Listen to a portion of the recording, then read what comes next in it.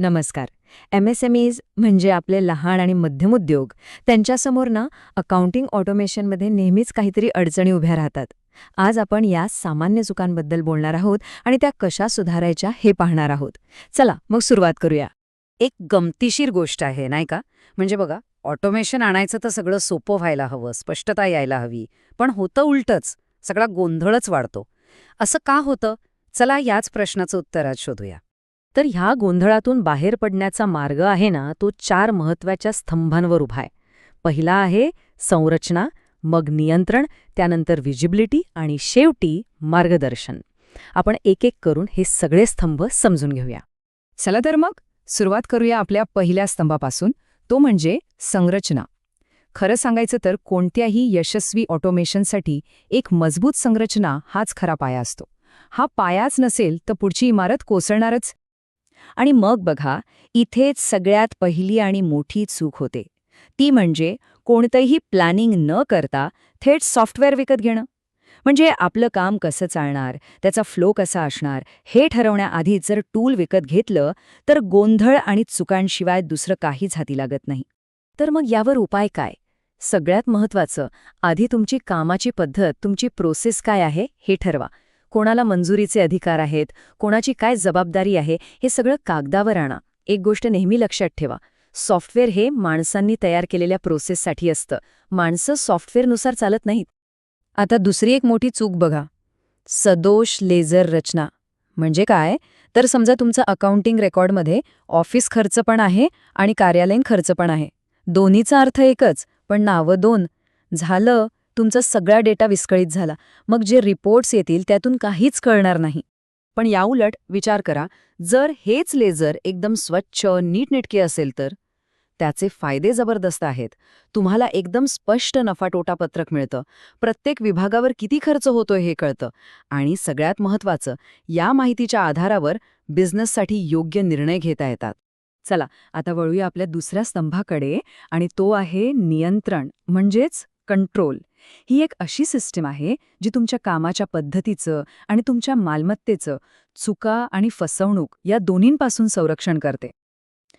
इथे होणारी एक खूप मोठी चूक म्हणजे मंजुरीसाठी कोणतीही सिस्टीमच नसणं. विचार करा, जर तुमच्या कंपनीत कोणीही दिले बनवू शकत असेल आणि कोणीही पेमेंट करू शकत असेल तर काय होईल? फसवणुकीसारखी मोठी जोखीम प्रचंड वाढते. यावर उपाय अगदी सरळ आणि स्पष्ट आहे. प्रत्येकाच्या भूमिकेनुसार त्याला सॉफ्टवेअरचा ॲक्सेस द्या. कोण कुणाला रिपोर्ट करेल, मंजुरी कशी मिळेल याचा एक पक्का क्रम ठरवा. आणि प्रत्येक व्यवहाराची नोंद, म्हणजे पूर्ण ऑडिट ट्रेल ठेवलीच पाहिजे. यामुळे एक सुरक्षित आणि एकदम पारदर्शक आर्थिक वातावरण तयार होतं. आता ही चूक तर खूपच कॉमन आहे. वैयक्तिक आणि व्यावसायिक खर्च एकमेकांत मिसळणं. यामुळे काय होतं माहितीये? आपल्याला वाटत राहतं की बिझनेस मस्त नफा कमवतोय, पण हातातली कॅश मात्र सतत कमी होत असते. हे नफ्याच्या आकड्यांना चुकीच्या पद्धतीने दाखवतं. आणि यावरचा उपाय तर इतका सोपा आहे पण तितकाच महत्वाचा. व्यवसायासाठी एक वेगळं बँक खातं उघडा, वेगळं क्रेडिट कार्ड वापरा आणि खर्चाचा हिशोबही पूर्णपणे वेगळा ठेवा. थोडक्यात काय? तर घर आणि दुकान एकत्र करू नका. ओके, तर संरचना आणि नियंत्रण झालं. आता वळूया तिसऱ्या, तितक्याच महत्वाच्या स्तंभाकडे, व्हिजिबिलिटी. म्हणजे काय? तर आपला व्यवसाय कसा चाललाय हे स्पष्टपणे आणि तेही रिअल टाईममध्ये दिसणं. मालकांना याची नितांत गरज असते. इथे होणारी एक मोठी चूक म्हणजे बँक खातं सॉफ्टवेअरशी कनेक्टच न करणं. प्रत्येक एंट्री हाताने करत बसणं म्हणजे कॅश फ्लोची हत्या करण्यासारखं आहे.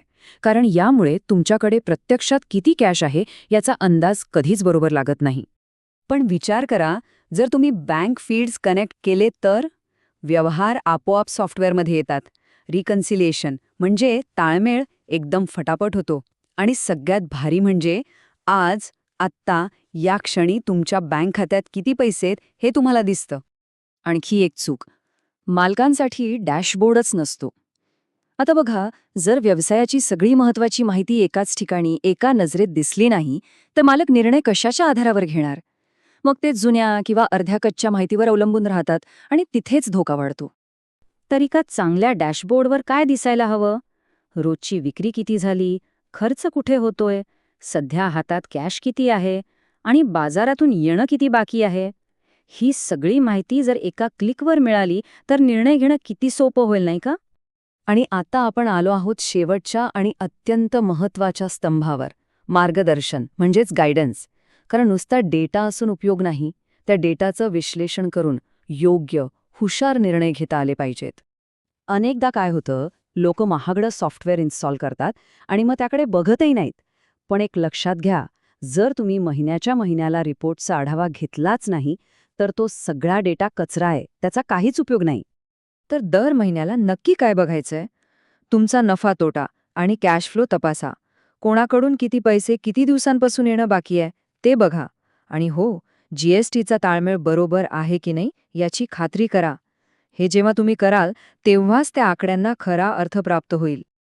आणि ही शेवटची, पण कदाचित सगळ्यात मोठी चूक, आर्थिक तज्ज्ञांचं मार्गदर्शन न घेणं. तुमच्याकडे सगळे आकडे असतील, सगळी माहिती असेल, पण त्या आकड्यांचा तुमच्या व्यवसायाच्या भविष्यासाठी नक्की काय अर्थ आहे हे सांगण्यासाठी एक अनुभवी व्यक्ती लागतेच. एक खरा आर्थिक तज्ज्ञ फक्त हिशोब ठेवत नाही, तो तुमच्यासोबत बसून धोरणात्मक नियोजन करतो. पुढच्या 6 महिन्यांसाठी कॅश कशी पुरवायची याचं प्लॅनिंग करतो आणि टॅक्स कसा वाचवता येईल यासाठी योग्य सल्ला देतो. तर या सगळ्या चर्चेचा सार काय? ऑटोमेशन म्हणजे फक्त एक सॉफ्टवेअर विकत घेणं नाहीये. ते या 4 स्तंभांवर उभं आहे: संरचना, नियंत्रण, व्हिजिबिलिटी आणि मार्गदर्शन. एकदा का या चुका सुधारल्या की फक्त तुमचं अकाउंटिंग ऑटोमेट होत नाही, तर तुम्हाला तुमच्या व्यवसायावर संपूर्ण आर्थिक नियंत्रण आणि स्पष्टता मिळते. तर मग आता एक प्रश्न स्वतःला विचारायला हवा. आपल्या व्यवसायात या 4 स्तंभांपैकी असा कोणता स्तंभ आहे जो सध्या सर्वात कमकुवत आहे आणि ज्याच्याकडे सर्वात आधी लक्ष देण्याची गरज आहे?